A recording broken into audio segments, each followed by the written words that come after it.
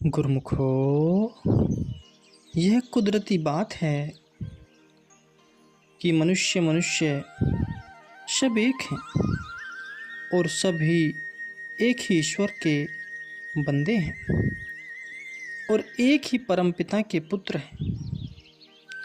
नीच से ऊंच,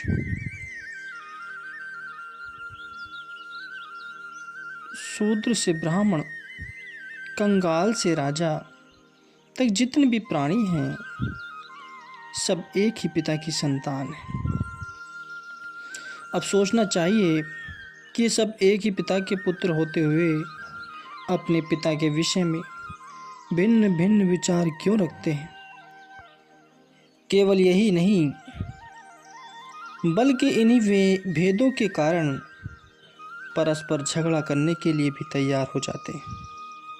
इसका कारण यही है कि यह सब सिफाती नामों में अटके हुए, क्योंकि सिफते अर्थात गुण मालिक के भिन्न भिन्न हैं। इसलिए सिफाती अर्थात गौणिक नामों के जपने से विचारों में अंतर होना भी आवश्यक है, और जहाँ विचारों में अंतर होगा वहाँ झगड़ा भी अवश्य होगा। जहाँ सुमति तहाँ संपत्ति नाना, जहाँ कुमति तहाँ विपत्ति निधाना। जहाँ सुमति है वहाँ सब प्रकार के सुख संपत्ति का भंडार भरपूर है, और जिस तरह कुमति अर्थात फूट ने डेरे डाले हुए हैं वह जगह हर समय सुख और विपत्ता का स्थान बनी रहती है। संतों का मार्ग बिल्कुल साफ और सीधा है। इस पर चलता हुआ मनुष्य मजहबी झगड़ों और वाद विवाद का शिकार नहीं होता, क्योंकि संत सदा मनुष्य को मालिक की जात की तरफ ले जाते हैं, जो सब जानदारों के अंदर एक समान व्यापक रूप से भरपूर है, जिसकी ओर दृष्टि फेरते ही मनुष्य का मन शुद्ध होने लगता है।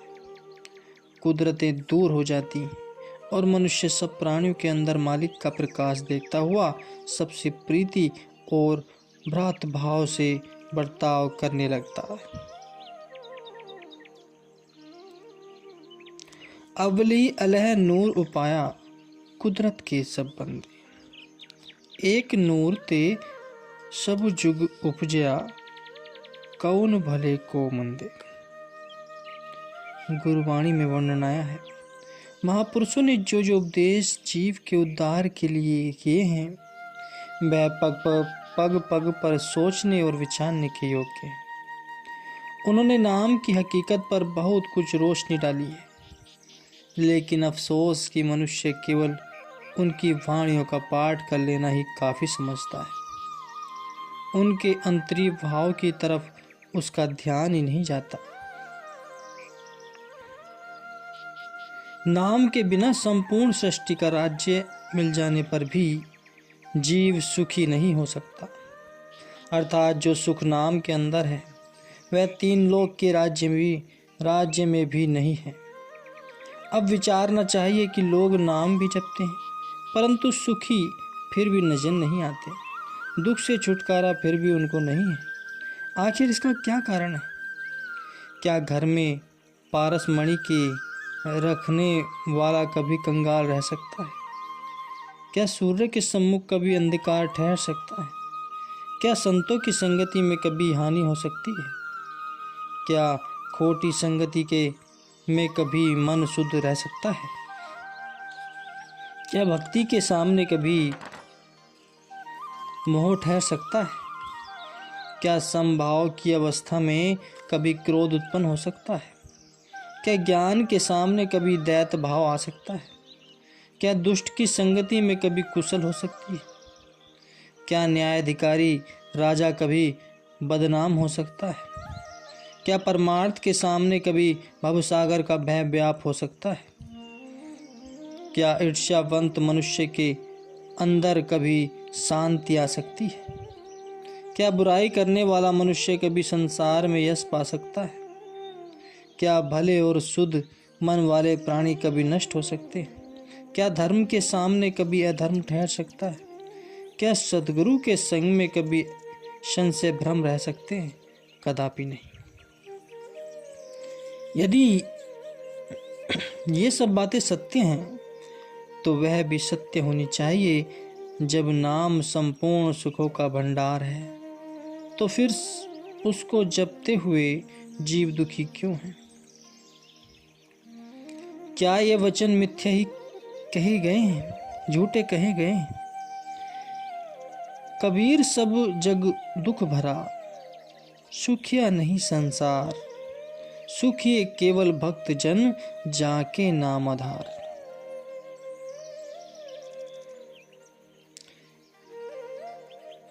नहीं, संतों ने जो कुछ फरमाया है सब सत्य है।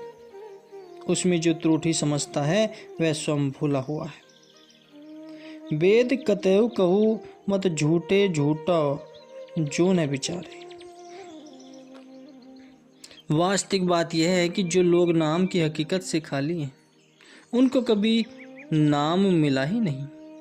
यदि नाम उनको मिला होता तो फिर क्या कारण था कि वे सुखी न हो जाते, किंतु अभी तक वे नाम की असलियत से बेखबर है। महापुरुषों का वचन है, अदृसट अगोचर नामो अपारा, अति रसु मीठा नाम प्यारा। कि नाम वास्तव में इंद्रियों का विषय नहीं है। वह अदृष्ट अगोचर अर्थात आंख, कान और जीवा आदि से परे की वस्तु है।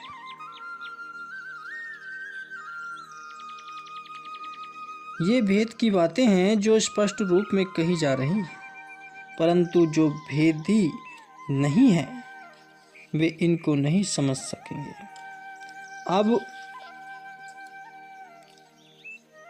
असलियत सब में एक है और जो असलियत का ज्ञान रखते हैं उन सब की आवाज एक है। आंख बंद कर, कान बंद कर, जबान बंद करके अपने अंदर में देख। यदि फिर भी तुझे ईश्वर की ज्योति नजर न आए तो मुझ पर हंसी कर। कबीर साहिब जी वचन करते हैं कि आंख कान मुख ढाप के नाम निरंजन ले, अंदर के पट तब खुले जब बाहर के पट दे।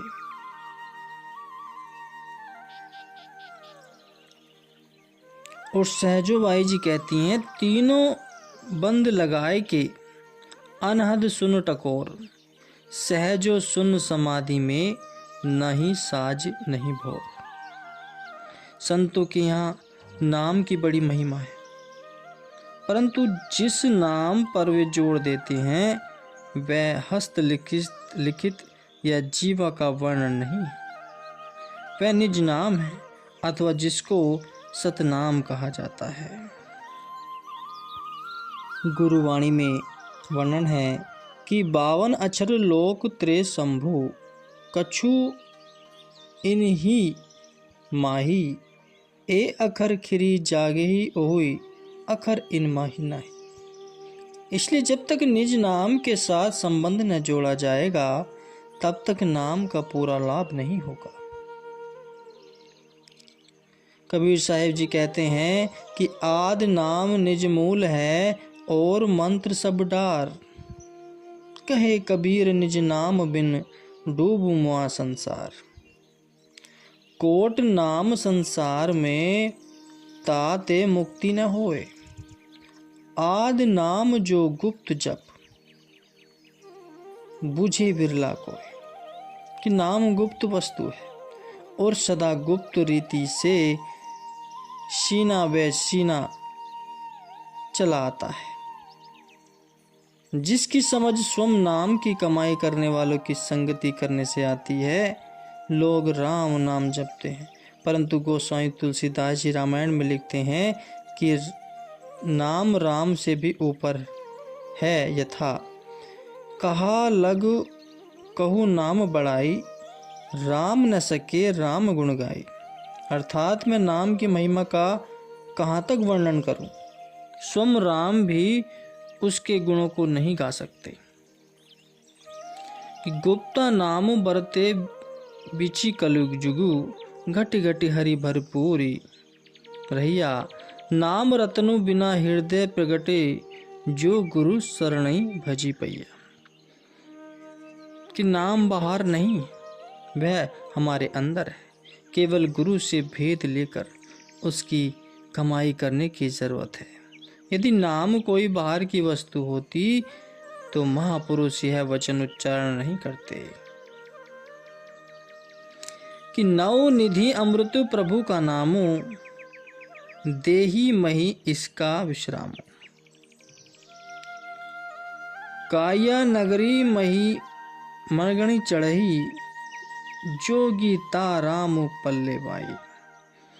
कि नाम की ध्वनि हमारे अंदर हर समय हो रही है, जो शिखर के स्थान से उतरकर नीचे के मंडलों में सुनाई देती है। हमारी श्रुति या रूह का असली संबंध उसी के साथ है। जब गुरु से इसका भेद मिल जाता है तब सुरती उससे मिलाप करती है, जैसे मकड़ी तार का आश्रय लेकर ऊपर चढ़ जाती है, ऐसे ही श्रुति नाम की डोर को पकड़कर नाम के भंडार में जा पहुंचती है। यह निवृत्ति का मार्ग है। इससे मन की वृत्तियां सिमटती हैं।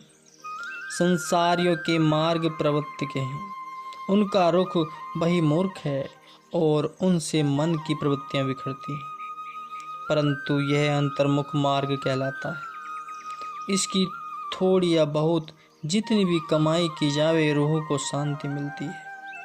यह रूहानी रास्ता है।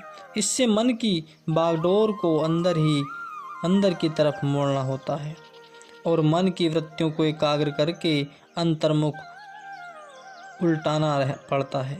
इसलिए इसको उल्टा मार्ग भी कहते हैं। उल्टा जाप जपा जग जाना वाल्मीकि भय ब्रह्म समान। कि यह अपजा साधन है और नाम सब जपने पड़ते हैं, परंतु इसमें जीभा, तालू या होठ आदि किसी भी अंग को हिलाने की आवश्यकता नहीं होती। यह आप से आप होता है। इसकी कमाई से सुरती को एकाग्रता और एक रुखी की ताकत मिलती है और गुरु के बताए हुए निशाने को दृष्टि गोचर रखकर अभ्यासी सहज ही तरक्की की तरफ कदम उठाता जाता है, क्योंकि यह निशाने का तीर है जो अभ्यास की सहायता से एक दिन अपने निशाने पर जा लगता है। जो तीर यूं ही फेंका जाता है उसका परिणाम विश्वासदायक नहीं होता। यही कारण है कि मनुष्य नाम जपते जपते हार जाता है और हाथ पल्ले कुछ भी नहीं आता। गुरुमुखो, ऐसे ही कोई एक शेठ नाम का अभ्यासी था। उसकी स्त्री ऊपर के पूजा पाठ आदि तो बहुत करती थी, परंतु आंतरिक मार्ग से बेखबर थी। वह चाहती थी उसका पति भी कोई नियम धर्म पाठ पूजा या संध्या आदि किया करे। कभी कभी अवसर पाकर वह इस ख्याल को पति के सामने प्रकट भी कर देती थी। वह उसकी बातों को सुन तो लेता था, परंतु कोई खास उत्तर नहीं देता था। एक दिन स्त्री ने अपने मन में यह प्रण किया कि जब तक वह अपने पति के मुख से भगवान का नाम अपने कानों से सुन पाएगी तो उस खुशी में वह साधु सेवा के लिए एक भंडारा करेगी। उस दिन से वह इसी ताक में रहने लगी कि कभी नहाते धोते खाते पीते सोते या जागते किसी समय भी वह पति के मुख से भगवान के नाम का उच्चारण सुने, परंतु उसे सफलता नहीं हुई। एक बार रात के समय सेठ सो रहा था और स्त्री जाग रही थी। जैसे ही सेठ ने करवट बदली, स्वाभाविक उसके मुख से राम का नाम का शब्द निकला। यह सुनकर वह बहुत प्रसन्न हुई। मन में निश्चय कर लिया कि प्रातःकाल होते ही साधु महात्माओं को निमंत्रण भेजूंगी। जब दिन चढ़ा, सेठ भी पलंग से उठे, स्नान करके भोजन पाया और नित्य के स्वभाव अनुसार दुकान पर चले गए।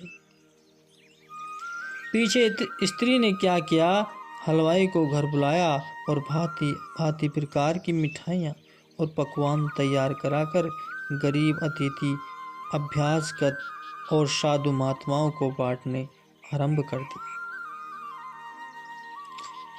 यह चर्चा सारे शहर में चल निकली। सेठ ने भी सुना कि आज उसके घर में भंडारा है और शाम को काल को दुकान बंद की और घर पहुंचकर जब भोजन आदि से निवृत्त हो चुके तो मुस्कुराते हुए बड़े धैर्य के साथ स्त्री से पूछा, सुना है आज तूने भंडारा किया है, ये कैसा भंडारा था? वह झिझक कर बोली, पतिदेव, जब से मैं आपके गृह में आई हूँ, घर में आई हूँ, आपके मुख से भगवान का नाम मैंने कभी नहीं सुना था। मेरी यह इच्छा थी कि जिस दिन मैं आपके मुख से राम नाम का शब्द सुन लूँगी, उस दिन साधु सेवा में कुछ अन्न दान करूँगी। सो आज वह इच्छा पूर्ण हुई है। रात को जब आप सो रहे थे तो करवट लेते समय आपके मुख से राम नाम का शब्द निकला था। उसी खुशी में यह भंडारा किया गया। शेठ बोला, क्या सचमुच नाम निकला है? वह बोली, मैंने अपने कानों से सुना। उसने कहा, अच्छा, जब नाम बाहर निकल गया है तो नाम के बिना यह शरीर किस काम का? अब तो इसका त्याग देना ही उत्तम है।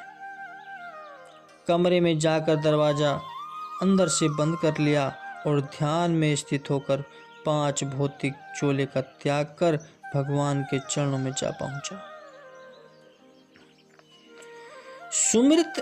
सुमिरन ऐसा कीजिए, दूजा लखे न कोई, होठ न फरकत देखिए, प्रेम राखिए कोई।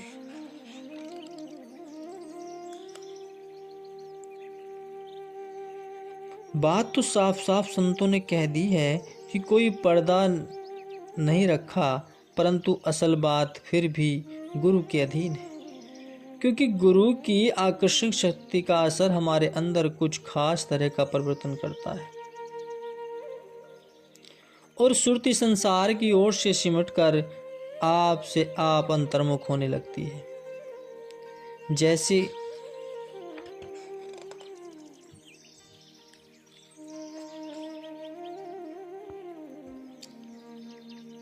मकनातीस सुई को अपनी ओर खींच लेता है, ऐसे ही गुरु का नाम हमारी सुरती को अपनी ओर खींच लेता है। कारण यह है कि गुरु ने नाम की कमाई की होती है, इसलिए उसके वचन में कुछ खास किस्म की तासीर होती है और वह अधिकारी सेवक के मन में जो का त्यों उतर जाता है।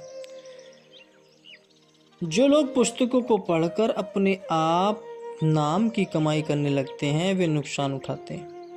कारण यह है कि इस मार्ग में पग पग पर काल और माया के खतरे मौजूद हैं। जिनके साथ गुरु का साथ हाथ शामिल नहीं है, वे निस्संदेह उन खतरों का शिकार बन जाते हैं। इसलिए गुरुमुखो, नाम के साथ साथ गुरु का साथ होना भी अति आवश्यक है। गुरु के साथ होने से ही नाम का सही अर्थ मालूम होता है। उसे जपने का सही मार्ग गुरु से ही प्राप्त होता है। इसलिए सद्गुरु के दिए हुए नाम का उच्चारण अपने अंतर आत्मा से करें,